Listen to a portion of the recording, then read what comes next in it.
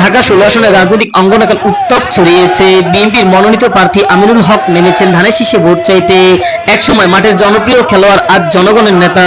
খেলাধুলার মাঠে যিনি ছিলেন সাহসী, রাজনৈতিক ময়দানেও তেমনি নির্ভীক, জনগণের অধিকার আদায়ের প্রতিবদ্ধতায় তরুণ নেতা। আজ দুপুর থেকে মিরপুর, পল্লবী, রূপনগর এলাকা ছিল তার ব্যস্ততম প্রচারণা।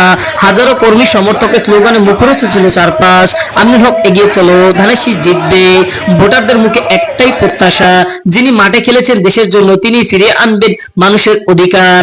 আমিনুল হক বলেন, আমার জীবনের সংগ্রামে মানুষের পাশে থাকার জন্য অন্যায়ের বিরুদ্ধে লড়বো শেষ নিঃশ্বাস থাকা পর্যন্ত। নির্বাচনীয় ঘিরে পুরো ঢাকা 16 আসন এখন উত্তেজনা টগবগ করছে। জনগণের আশা এবার পরিবর্তনের প্রতীক হবে ধানের শীষ।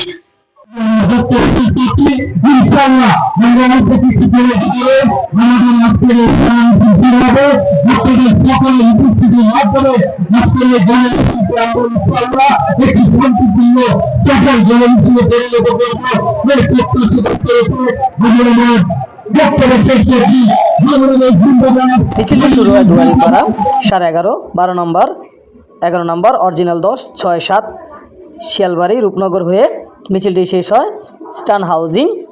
মিছিলটির নেতৃত্ব দেন সাবেক সফল সাধারণ সম্পাদক, রূপনগর থানা যুবদল আব্দুল্লাল মামুন, ফয়েজ আলওয়াদার, রিপন খান, সোহেল রানা, স্বপন আহমেদ। মিরপুর থেকে S M Rafiq, MTV, Dhaka.